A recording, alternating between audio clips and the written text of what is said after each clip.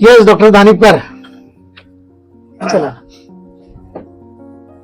तुम्हाला कदाचित आठवत नसेल पण माझी तुमची पहिली भेट होती ना, हम्म. तर तुम्ही एक डेमो केला होता. हो, लताचा ल हो, आणि लादेनचा ल. हो. हा? त्या डेमो मध्ये लताच्या ल मध्ये जी सुंदरता होती आणि लादेनच्या ल मध्ये जो अकरा विकराळपणा होता, ह्या दोन गोष्टी तुम्ही एका झटक्यात दाखवल्या होत्या. हो. आमचं प्रोफेशन असंच आहे की त्या माणसाच्या आतल्या भावना ओळखणं हो. आणि त्या भावनांवरती औषध असतं. त्यानंतर तुम्ही ना एक पाऊस काढला होता, म्हणजे तो काळ्या शाईनी भरलेला ब्रश बदला घेतला बस. आणि मग तो तुम्ही त्या याच्यावरती नुसतं काही चिंबवायचं असतं त्याच्यात. स्ट्रोक्स केले. कारण आणि भिजायचं ती जी असतं. ओघळ जी आली होती ती म्हणजे अक्षरशः पाऊस पडलेला जो असा एक रस्ता असतो तसं जे दिसलं होतं. तर ते जे काय अनुभव होते ना आमचे, ते त्याचं कारण एवढंच होतं की तुम्ही जोपर्यंत त्या पावसात भिजत नाही तोपर्यंत पाऊस काढू शकत नाही. बरोबर ना? बरोबर. लताचा ल हा किती छान गेली अनेक वर्ष तुमच्या मनावर राज्य करतोय. पण असाच एखादा माणूस ज्यावेळेला मध्ये येतो आणि लादेन सारखा, आणि तो त्याची मनस्थिती बदललेली असते आणि तो इतकं वाईट कृत्य करतो की त्याला आपल्याला पटकन लक्षात येतं की या दोन ल मध्ये, मी आता अक्षरामधलाच फरक बोलतोय, त्या ल मध्ये गाणं आहे आणि त्या लादेनच्या ल मध्ये एक क्रूरपण आहे. क्रूरता आहे. मला वाटतं की जेव्हा मला कळलं ना की तुम्ही आपण जेव्हा उपचार सुरू केले तेव्हा नेमकं तुमचं काय आहे. म्हणजे पहिली गोष्ट होती म्हणजे गोळ्यांची. त्या नक्की गोळ्या काय काम करतात. एवढीशी गोळी, साबुदाण्याची गोळी आपण गमतीनं म्हणायचो. मला विचारलं होतं एवढीशा गोळी काय होतं ते? आणि साबुदाण्याची गोळी नक्की त्यावेळी कळत नव्हतं की नक्की तुमच्या याचं नक्की काय हे आहे. लोक एवढ्या मोठ्या गोळ्या देतात, तुम्ही एवढीशी गोळी देतात, त्याच्यामध्ये परत ती लिक्विड टाकतात त्याच्यामध्ये आणि त्याच्यातनं तुम्ही माणसाला, पण त्याच्यापेक्षा जास्त तुमची प्रोसिजर होती ना की माणसाच्या मनात काय चाललंय. एक्झॅक्टली. 20 वर्षापूर्वी भेटलो होतो आपण आणि 20 वर्षापूर्वी तुम्हाला मी तेच विचारत होतो एक तासभर कसं वाटतं ते. हा, शेवट म्हणजे कसं की दुखतंय दुखतंय दुखतंय दुखतंय, पण कुठे दुखतंय, कसं दुखतंय, कशासाठी दुखतंय, का दुखतंय. कसं होतं की जनरलकडे गेलो की पटकन एक जरा गोळी दे, पटकन डोकेदुखीची गोळी, डोकं थांबतं पण मन नाही थांबत. कारण मनाचं दुखणं आहे ना, ते जाणणं महत्वाचं आहे. जसं तुम्ही ते मनाचं दुखणं आहे. एक्झॅक्टली म्हणजे तुमच्याकडे तो जो मला जो फरक जाणवला ना तो की या प्रोफेशन मधला फरक तोच होता. आता मी आता कोणावर टीका करत नाहीये, पण हे होतंय पटकन चला ही गोळी घ्या, पटकन थांबेल ते. परत 2 तासांनी ते किंवा 6 तासांनी 8 तासांनी परत ते चालू होतं. ते ऑर्थोपेडिकडे गेल्यानंतर काय होतंय, आता वयानुसार गुडघे दुखत आहेत, ऑपरेशन ठरलंय, पण याच्यापेक्षाही जास्त तुमच्याकडे की तुम्ही काय दुखतंय, कुठे दुखतंय, कसं दुखतंय, कशासाठी दुखतंय, किती दिवस झाले, कशासाठी, ही जी प्रोसिजर आहे मला वाटतं की तुम्हाला शेवटी कधी कधी असं वाटतं की अरे बास झालं ना आता, असंही होतं ते. आणि मला वाटतं हा आणि शेवटी माणूस त्यातून जे कुठे दुखतंय ना ते सांगून जातो. ते तुमच्याशी बोलताना मला ते एक जाणवलं होतं की तुमचा जर एक्सरे बघितला तर ती पार्ट 2 की एवढी तीव्रता असायला पाहिजे की तुम्हाला वागताच येऊ नये, पण तुम्ही तर वाकूनच बरेचसे ड्रॉइंग करायचे. पण त्याच्यामध्ये तुमची जी आतली शक्ती होती दॅट वॉज सो इम्पॉर्टंट. ती फार महत्वाची असते. कारण त्याच्यावरच औषध देऊन दुखणं बरं करायचं. हा, एक्झॅक्टली. लोकांना काय होतं, लोकांना कळत नाहीच. लोकांचा प्रॉब्लेम काय होतो, अरे डॉक्टर अर्धा तास बोलले, 1 तास बोलले, 2 तास बोलले आणि माझ्याकडनं खूप जाणून घेतलं सगळं. कधी कधी माणूस स्वतःला व्यक्त होत नसतो. बरोबर. तुम्ही जेव्हा व्यक्त व्हायला लागता ना तेव्हा तुमची दुखणी कमी होत असतात. एक्झॅक्टली. आणि हे तुमच्या आर्ट मध्ये पण आम्हाला दिसून येतं की तुम्ही त्या लहान मुलांना व्यक्त करायला सांगता आणि स्पेशली तुमचे आपण मोठ्या लोकांना सुद्धा करतो. कारण नेहमी मी म्हणतो, गमती असं म्हणतो की माणूस रिटायर झाला की ताबडतोब 60 वर्ष आली, कामातून मोकळा झाला की त्याने तो छान आनंद जगण्यापेक्षा त्या रिटायरमेंटचा तो घरातल्या माणसाला जेवढा त्रास द्यायचा तेवढा त्रास देतो. तर मग 11 वाजता चहा पाहिजे, 12 वाजता जेवण पाहिजे, 2 वाजता झोपणार, 4 वाजता उठणार, या सगळ्या गोष्टी कुठेतरी ज्यावेळेला होतात ना अशा, त्यावेळेला त्यातून एक नवीन वेदना सुरू झालेली असते. आणि ही वेदना मला वाटतं त्याच्यावर उपाय काय असतो, तर तुम्ही कुठे काय कुठली गोष्ट वापरली गेली पाहिजे ही लोकांना कळत नसते. त्यावेळेला तुम्ही जर चित्र काढलात, त्यावेळी तुम्हाला कोणाशी तरी बोललात किंवा त्यातून तुम्हाला असं वाटलं की नाही आपण आपल्या भावना चित्राच्या थ्रू मांडूया. बऱ्याचदा आम्ही व्यक्त होत असताना माणूस बोलत नसतो, चित्र का काढावं? तर तुम्हाला बोलता येत नाही, ते दुखणं आहे ना, किंवा तुम्हाला एखादी वेदना आहे किंवा एखादा क्रूर प्रसंग बघितलेला असतो, तो प्रसंग तुम्ही जेव्हा बघता आणि तो मनात घुटमळत असतो सतत तुमच्या, पण तो सांगता येत नाही, त्यावेळेला माणूस चित्र काढतो. हे तुम्ही खूप छान सांगितलं, कारण ना तुम्हीच पाठवलं एक आर्टिस्ट होता, हो, तर खूप त्रास होते आणि तो सांगताना एवढा कन्फ्युज होता त्या सांगण्याच्या मध्ये. शेवटी मी सांगितलं की तुम्ही काढलेली चित्र आहे, आणि त्याने एक सुंदर चित्र काढलं होतं की एक समुद्र आहे आणि पोळ्याने टाकले जाळ आहे, आणि ते चित्र तो जाळ्यातून बघतोय असं काढलं होतं. पण यार एवढं सुंदर समुद्र काढलाय, तर पुढे जाळ का लावलं? तो ते दिसताना किती छान दिसतं. ऍक्च्युली ते काम तर खूपच सुंदर होतं. पण मी जेव्हा त्याला विचारलं ना की याच्या मागची तुझी फिलिंग काय होती, त्यांनी आयुष्यातले सगळे जे मानसिक त्रास होते ते मला सांगितले. ऍक्च्युली ते चित्र त्यांनी काढलं नव्हतं, स्वतःची मानसिक स्थितीच त्यांनी म्हटली, एक्झॅक्टली. आणि त्यातूनच आम्हाला औषध सापडलं आणि त्यातूनच तो बरा झाला. मला वाटतं की हे तुमच्याकडे जेव्हा आल्यानंतर तेच असतात महत्वाचं. तुम्ही माणसाला बोलतं करता, तुम्ही माणसाला ज्या जे दुखणं असतात ते काय आहेत ते सांगितल्याशिवाय डॉक्टरला कळत नाही. आणि आपण नेहमी म्हणतो डॉक्टरांशी तुम्ही सत्य बोला, डॉक्टरांशी तुम्ही प्रामाणिकपणे राहा. देव आणि डॉक्टर, देव दिसत नसतो, डॉक्टर दिसतो, मग तो देवच असतो. त्याला जर कुठे दुखतंय काय होतंय, जर वेदना सांगितल्या नाही तर मला वाटतं तुम्ही बरे होणार नाही. त्याच्यात अर्धाधिक माणूस बारा कुठे होतो. माणूस जेव्हा तुमच्याकडे येतो ना, आणि तो व्यक्त होतो, तो अर्धा बारा झालेला असतो. आज मी सगळं सांगून मोकळं झालं, आता मला प्रॉब्लेम काय नाही, हे उत्तर असतं त्याच्यावर. मग हे परत होऊ नये किंवा त्याने तसा विचार करू नये, त्याच्यासाठी मग तुम्ही औषधं वगैरे देतात त्याच्यामध्ये. मला वाटतं की ती खूप छान प्रोसिजर आहे, आणि मला वाटतं ती प्रोसिजर खूप छान पद्धतीने तुमच्याकडनं केली जाते. म्हणजे गेली मला वाटते माझं अखंड कुटुंब तुमच्याकडे आहे गेली अनेक वर्ष, म्हणजे 20 वर्ष जवळ. तुमच्या लग्नाच्या पत्रिकेपासून मी गेलोय मी, आणि तुम्ही त्यावेळेला मी कन्व्हिन्स केलं होतं की हा म्हणजे पत्रिका नेहमी सारखी नव्हे. म्हणलं मग तुम्ही म्हणाल कशी असावी, तर मी म्हटलं गजाननाची अर्धी गजाननाची. तुम्ही म्हणाल ग्रेट. म्हणजे त्यावेळेला मला कळलं की ह्या माणसाला एक तो सेन्स आहे. फक्त डॉक्टर नाही येत तुम्हाला जे काय मांडायचंय, आणि खाली काही नाही त्याच्या पत्रिकेला. तुम्ही त्यावेळेला मला सांगितलं की बऱ्याच लोकांना पत्रिका आवडलेली आहे, तुम्ही प्लीज या लग्नाला. आणि मला वाटतं काही लोकांना मला भेटायचं होतं, पत्रिका आवडली म्हणून. मला वाटतं की आरतीच्या प्रेमाखातर मी आलो होतो, पण त्याच्यानंतर मी जास्त तुमच्याकडे ओढला गेलो. त्याचं कारण काही मतं जुळायला लागली, काही गोष्टी जुळायला लागल्या. आणि डॉक्टर नसतो कधी, तो एक छान मित्र असतो.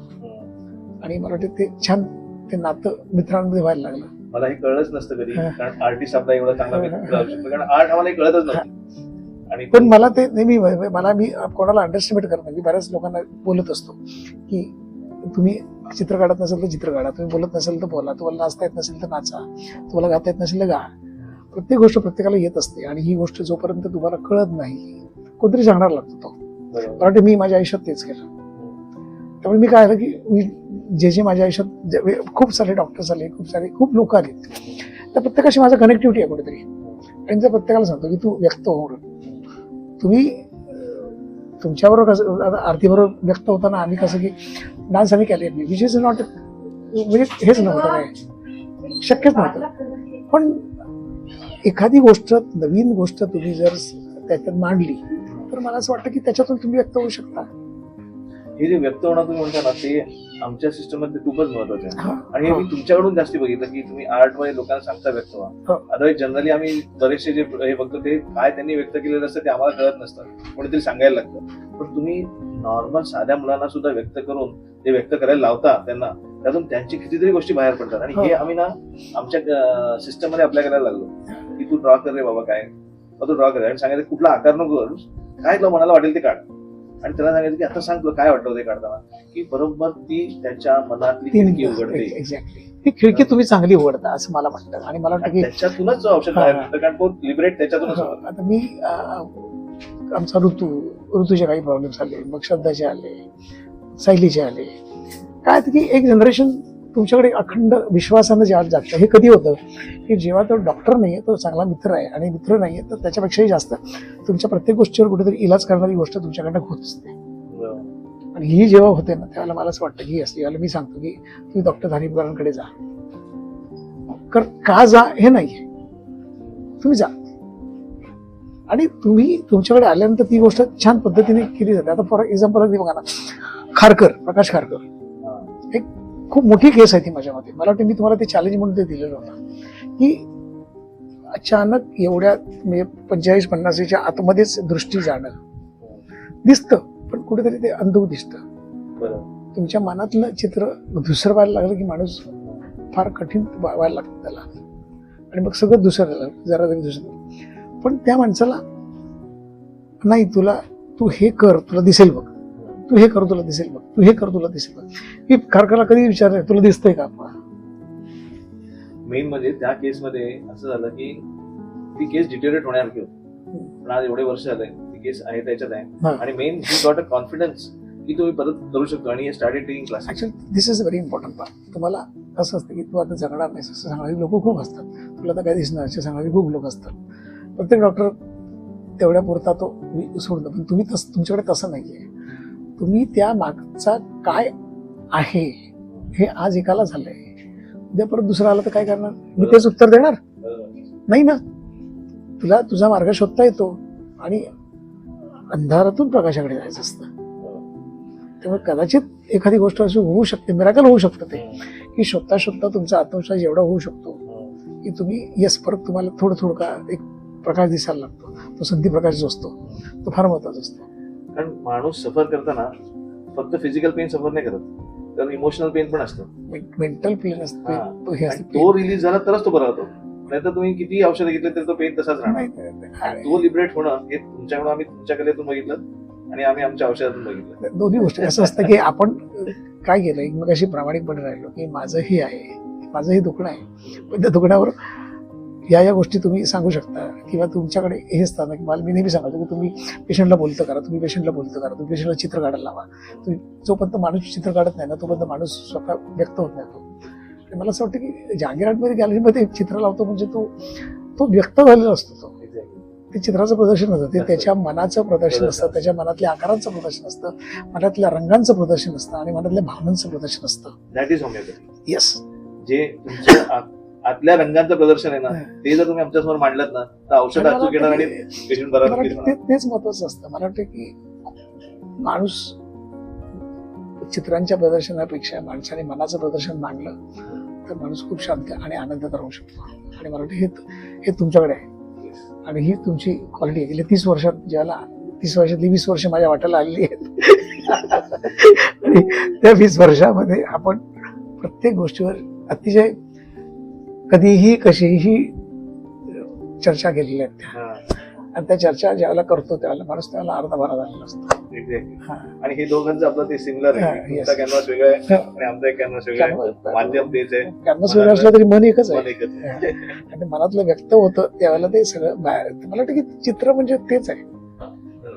चित्र तुम्हाला काढता येतं, मांडता येतं, बोलता येतं, गाता येतं. तसं काय मी तेच परत वापरतोय. त्याचं कारण ह्या सगळ्या गोष्टी मी ज्यावेळेला शिकवत असतो ना त्यावेळेला मी तेच शिकवतो.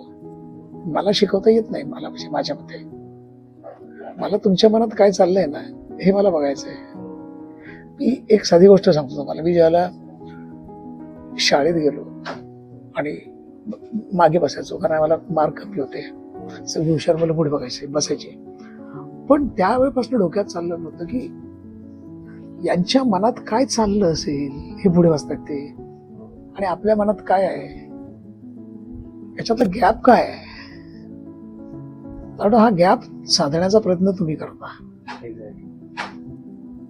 आणि तिथून ती सुरुवात झाली होती की हे जे करत नाही ते मी करणार. हे अभ्यास करतात, हुशार आहेत, यांना चित्र काढता नाही येत आहे, यांना लिहिता येत नाहीये, ते मी करणार. आज परिस्थिती अशी आली की तेच मला विचारतात, अरे कसं काय जमलं तुला? त्याचं कारण एवढंच असतं की तुम्हाला त्या ज्या पद्धती वापरायच्या असतात त्या पद्धती वापरून तुम्ही मोकळे. मला वाटते होमिओपॅथीमध्ये ह्याच गोष्टी महत्वाच्या आहेत. मला वाटते ह्या गोष्टी म्हणजे माणसातलं आतलं मन ओळखणं, त्या आजाराकडे बघण्याचा दृष्टिकोन, त्याच्यामध्ये बऱ्याचशा त्याची भीती लपलेली असते, त्याची अँझायटी लपलेली असते, आणि कधी कधी ना त्या पेनपेक्षा त्याची भीतीच जास्त त्रास देत असते.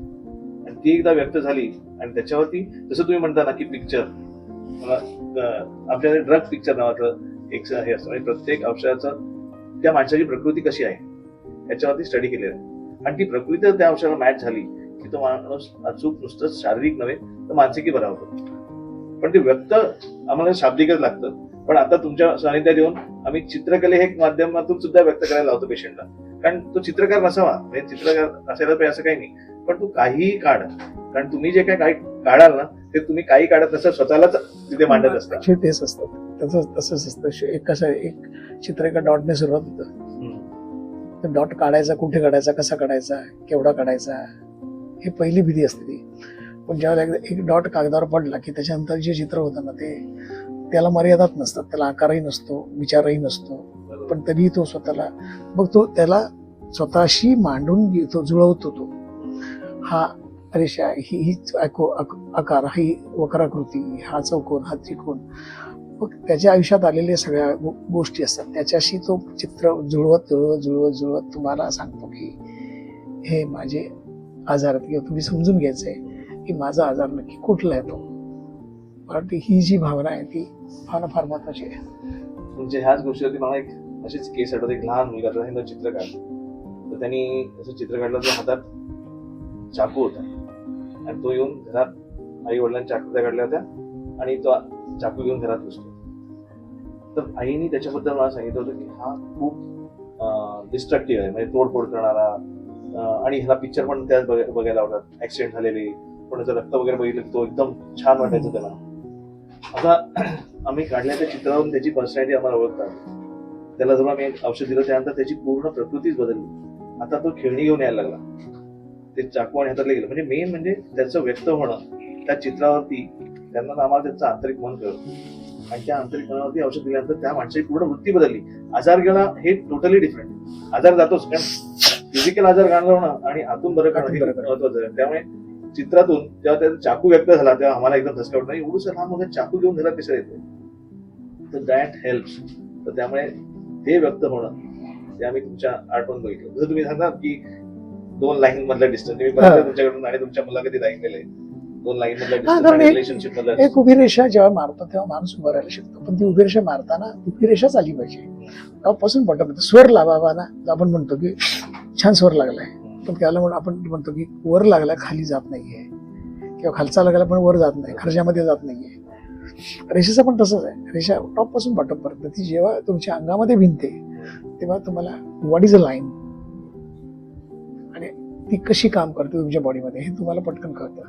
आणि मग त्याच्यातनं सहज बोलता बोलता आलं की अरे 2 रेषा जवळ आल्या तर 2 रेषेमधलं अंतर किती असावं, मग त्या अंतराशी आपलं लाईफ किती कसं जुळत आहे. म्हणजे मी माझ्या बायकोशी बोलत असताना, मी माझ्या प्रेयसीशी बोलत असताना, मी माझ्या बॉसशी बोलत असताना, मी माझ्या टीचरशी बोलत असताना, मी माझ्या एका सभेमध्ये जेव्हा बोलत असतो तेव्हा अंतर खूप होतं जातं. ते हे अंतर मला वाटतं की ते डिझाईन नसतं ते, आणि जर ते डिझाईन असलं तरी ती एक सायकोलॉजी येते. आणि ह्या रिलेशनशिप्स मुळेच होतात स्ट्रेस, आणि त्या स्ट्रेस होतात मध्ये म्हणजे त्याच्यातून आजारांमध्ये रूपांतर होतं आणि ते आजार जात नाही जोपर्यंत तुमच्या रिलेशनशिप सुधारत नाही. आता आमच्याकडे बघा ना, मला ज्यावेळेला IIT मध्ये आर.के. जोशीने सांगितलं की उद्या तुला IIT मध्ये इंटरनॅशनल कॅलिब्री सेमिनार मध्ये बोलायचं आहे, तर मी मला बोलता येत नाही, मला माहित नाही. तू बोल नाही तर either you miss the opportunity, you take your, तुझा कॉल येतो. नंतर मी सगळ्या लोकांना बघितल्यानंतर माझ्या लक्षात आलं की माझी भाषा ही इंग्लिश ही माझी भाषा नाही आहे. माझी भाषा कागदावर आहे. जेव्हा कागदावर मी जेव्हा काम करेन तेव्हा माझी भाषा सुरू होणार. पण गरजेपुरतं थोडंसं बोलणं फार गरजेचं आहे म्हणून तेवढं बोललो. परिणाम असा आला की तिथे मला इंटरनॅशनल याच्यामध्ये 3 एक्झिबिशनची जगाची इन्व्हाइट मिळाली. Because you connected to their language. हा, एक्झॅक्टली. म्हणजे तुमची भाषा आणि माझी भाषा एकच आहे. हे त्यावेळेला समोर ज्यावेळेला वाटायला लागतं तू नेमकं तुमचं कुठे आहे, की ज्यावेळेला तुम्ही इलाज करत असता आणि मी सांगत असतो तेव्हा तुमच्या भाषेत माझी भाषा ही मिक्सअप होत असते, तीच ट्रीटमेंट असते. तोच हेतू असतो आम्हाला पेशंटशी बोलायला. आम्ही ज्या पेशंटशी बोलतो आणि एक तास त्याशी बोलतो, मी काय बोलता जवळ तीच भाषा आहे ना, ती आम्ही समजून घ्यायचा प्रयत्न करत असतो. ज्यावेळेस त्याची भाषा आम्हाला समजते आणि त्याला आमची भाषा समजते त्यावेळेस जो काय समन्वय होतो ना त्यानंतर निघालेले औषध आहे ते तुम्हाला बरं करतात.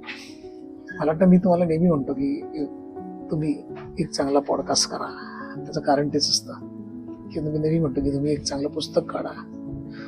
तुमची मतं मांडल्यानंतर आपला माणूस हा डॉक्टर काय मतं मांडतोय हे मला बघायचं असतं. तुम्हाला मी म्हणतो तुम्ही छान लिहिता, तुम्ही छान चित्र काढता, तुम्ही छान स्वतःला मांडता. डॉक्टरने काढलेलं चित्र जेव्हा पेशंट बघतो तेव्हा अधिक बरा होतो तो. मी एक चित्र लावलंय तुमच्या कल्पनेने क्लिनिकमध्ये. लोक विचारतात हो मी लॉकडाऊन मध्ये केलेला हा प्रकार आहे आणि खूप सुंदर प्रतिसाद मिळाला. पण आता वेळ अभावी मला ते करता येत मला असं वाटतं की तुम्ही परत करा. कारण आता 30 वर्ष हा काय छोटा प्रवास नाहीये. त्या 30 वर्षात वेगळ्या व्यक्तिरेखा आलेल्या भेटलेल्या असतात, वेगळ्या माणसं भेटलेली असतात, वेगळे अनुभव आलेले असतात आणि अनुभवाचं एक चित्र पाहिजे. एक्झॅक्टली. हा म्हणजे जहांगीरमध्ये बरेचसे डॉक्टर ज्यावेळेला मांडतात एक्झिबिशन त्यावेळेला ते डॉक्टर नसतात. ते त्याच्यावर मनावर झालेला एक परिणाम असतो, त्याच्यातून मिळालेलं चित्र असतं. त्या चित्राचं परत एक्झिबिशन करून तेच चित्र परत लोकांच्या मनात एक नवीन पद्धतीने मांडायचं असतं. सो मला असं वाटतं की इन फ्युचर ज्यावेळेला तुम्ही ह्या गोष्टी जायला विचार करा. कारण आता 30 वर्ष पुढच्या 5 वर्षांनंतर चित्राचं प्रदर्शन व्हावं. नाही म्हणजे कसं सांगतो तुम्हाला की एका माणसाचं व्हिज्युअल जेव्हा येतं, एक माणूस पेशंट तुमच्याकडे येतो तेव्हा त्याचं व्हिज्युअल तुमच्याकडे येतं. लक्षात ठेवा. एक्झॅक्टली. त्याचं पूर्ण चित्र नसतं त्याचं. ही चित्र मांडलात ना तुम्ही आणि ही चित्र मांडून जर तुम्ही ट्रीटमेंटमध्ये आणली तर कदाचित खूप हेल्प होऊ शकते. मला तुमची मदत लागेल. करूया. मी तुम्हाला पूर्ण त्या माणसाचं विवरण देऊ शकतो आणि मग ते कसं मांडलं तर. एक्झॅक्टली हेच आहे. हेच महत्वाचं आहे. एक चांगलं सुंदर एक्सप्रेशन होईल माणसाच्या स्वभावाचा आणि चित्र केले ती म्हणजे लोकांना, सर्वसामान्य माणसाला असं वाटेल की मीही चित्र काढलं पाहिजे, मीही व्यक्त व्हायला पाहिजे. Once you start the expression, आम्ही नेहमी म्हणतो एक्सप्रेस युअर सेल्फ. कॅलिपीच्या पहिल्या सेशनला असतं. मला माहित नसतं की तुम्ही काय बोलताय, कशासाठी बोलताय, काय करताय, किती चित्र काढणार, काय नाही. त्याला फॉर्म कळायला लागतात ना, त्याला कळायला लागतं की हा घाबरलाय, हा स्पेसला घाबरतोय, हा ब्रशला घाबरतोय, हा त्या स्ट्रोकला घाबरतोय, हा त्या इंकला घाबरतोय. बेसिकली भीतीच ना परत. एक्झॅक्टली ती आजाराची सगळ्यात मेन कारण आहे. एक साधीची गोष्ट सांगतो. मला एक वाटतं की आम्ही पुण्यामध्ये वर्कशॉप करतो सिनियर सिटीजनसाठी. तर बरेच सिनियर सिटीजन आले होते आणि मग त्यांना म्हटलं की आपण आज काम करूया. ते म्हणाले आम्ही बसा बोललो. मग मी पोरांना म्हटलं आपण जरा नाचूया मस्त. तर पोरं म्हणाले हा मस्त चला. एक बाई बसलेल्या होत्या. त्या आजीबाईने म्हटलं येता का नाचायला. तर ते मला नाही हो पालव, माझे आत्ताच गुडघेदुखीचं ऑपरेशन झालंय, दुखायला लागलं फार होते. बरं मग तुम्ही आनंद घ्या. पण हो घेते मी. ते करणार टाळ्या बिळ्या वाजवत वगैरे. कालांतराने काय झालं, पाय असे हलायला लागले. हा म्हणजे मनातला सूर कुठेतरी पकडायला सुरुवात झाली होती. आणखी थोड्या वेळाने टाळ्या वाजायला लागल्या. मग उभ्या राहिल्या. हा मग तो रिदम आला. मग आल्या त्या आमच्यामध्ये आणि त्या नाचायला लागल्या. शेवटी त्या आणि मी नाचत होतो आणि बाकी सगळी पोरं टाळ्या वाजत होते. तिथे म्हटलं काय झालं. ते मला बस भीती वाटत होती की परत काहीतरी होईल माझं. पण मी आताचा हा आनंद नाही घेतला तर कदाचित मी असं वाटेल की मी खरंच आजारी आहे का. काही काही गोष्टी तुम्ही सांगताय ना ती एक्झॅक्टली होमिओपॅथी आहे. तुमच्यामध्ये एक टॅरेंटला नावाचं औषध ते स्पायडर मध्ये बनवलेलं असतं. त्यामुळे त्या पेशंटला नाचण्याचं भरपूर वेळ असतं.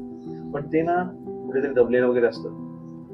बऱ्याचशा केसेसमध्ये ज्यावेळेस आम्ही अशा मुलांना अशा हरकती करताना लोकांनी जर म्युझिक लावलं की तो मुलगा घाबरलेला असेल ना तरी तो तिथे त्या रिदम वरती हलायला लागतो. आणि ती रिदम जेव्हा एकदम बाहेर येते आणि when we give that medicine आजार जातोच पण त्याच्यातले जे सुंदर रिदम आहे ना ते चांगल्या प्रकारे बाहेर येते. बेसिकली आपल्यात ज्या बऱ्याचशा गोष्टी आपण दाबलेल्या आहेत लहानपणापासून किंवा आपल्या राहणाऱ्या परिस्थितीमुळे किंवा झालेल्या आघातांमुळे त्याच्यामुळे जे काही त्रास होतात ना ते जास्ती कारण आहेत आपल्या आजारांमुळे. आणि हे व्यक्त होणं दॅट इज होमिओपॅथी. आणि हे तुम्ही तुमच्याशी बोलल्यानंतर आता मला कळतं की तुमच्या सिस्टम मध्ये पण तुमच्या आर्टमध्ये पण तेच आहे ते आम्ही करतोय. आणि त्याच्यामुळे ओव्हरऑल मी असं नेहमी म्हणतो की तुम्ही आणि मी वेगळे नाही. तुम्ही डॉक्टर आहे, तुम्ही चित्रकार आहे. मी माझ्यातला डॉक्टर आहे, तुम्ही तुमच्यातले चित्रकार आहात. एक्झॅक्ट. अरे वा, व्हेरी नाईस. कळलं. आणि इतकी वर्ष झाल्यानंतर बाबा सगळ्या व्याधी आता दुखायला लागल्या, व्हायला लागल्या, खायला लागल्या, पण आता अजून थांबवी असं मला कधीच वाटत नाही. कारण मला असं नेहमी वाटतं की अरे उद्या आपण नवीन काहीतरी करूया, उद्या काहीतरी नवीन काहीतरी करूया. तुम्ही स्वतःला व्यक्त करताना केवळ नुसते व्यक्त होऊ नका, तर कुठल्या तरी पु ल देशपांडे सांगतात तसं कुठल्या तरी एका कलेशी नातं जोडा. आणि हे नातं जोडणं म्हणजे काय, तर परत एकदा काहीतरी वाचायचं असतं, काहीतरी लिहायचं असतं, काहीतरी चित्र काढायचं असतं. ते व्यावसायिकरित्या कमर्शियल नसतं, ते खरं नातं असतं. हेच लोकांनी हरवलेलं आहे. ते आता हरवलेलं आहे, जे आता परत सुरू करावं असं वाटत असेल तर मला असं वाटतं की या तुमच्या 30 वर्षानिमित्त तुम्ही एखादी व्याख्यानमाला करावीशी मला नेहमी वाटतं. काही लोकांना पेशंटना घेऊन. फक्त माझे अनुभव महत्वाचे नसतात किंवा तुमचे अनुभव महत्वाचे नसतात. मी जेव्हा माझ्या बरोबरीने माझ्या पेशंटला घेऊन येतो ना, तेव्हा तो व्यक्त व्हायला लागतो. तसं ती व्याख्यानं जास्त रंगायला लागतात. हे असं मी चालू केलेलं आहे, कारण माझे असे बरेचसे अनुभव आहे तुमच्याशी बोलल्यानंतर. अशी एक आर्टिस्टची केस होती, फुल डिप्रेशन मध्ये, ब्रशच सोडलं होतं त्या माणसाने, आणि ते डिप्रेशन बरं झालं. नंतर ब्रश उचलण्याचा कॉन्फिडन्स नव्हता. तर मी सांगितलं की आता बरं आलायस ना, तू तुझं एक्झिबिशन लाव. त्या माणसाने मला खूप म्हणजे अक्षरशः वैतागले होते. मी ब्रश नाही करू शकत तर काय करणार. तर ते अशी बोलून 1 वर्षानंतर त्यांनी मला इन्व्हिटेशन दिलं की माझ्याकडे मी एक्झिबिशन लावलंय म्हणून. I could get my self back. हे त्याचं एक्सप्रेशन होतं की मला आता माझ्याशी परत ओळख झाली आहे. बेसिकली जेव्हा तू स्वतःला परत एक्सप्रेस व्हायला लागला त्यानंतर तू ऍक्च्युअल बरा झाला.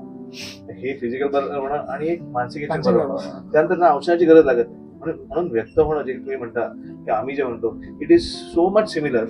व्यक्त होणं हे महत्त्वाचं, नाही तर आजार तुमच्यात घर करून राहणार.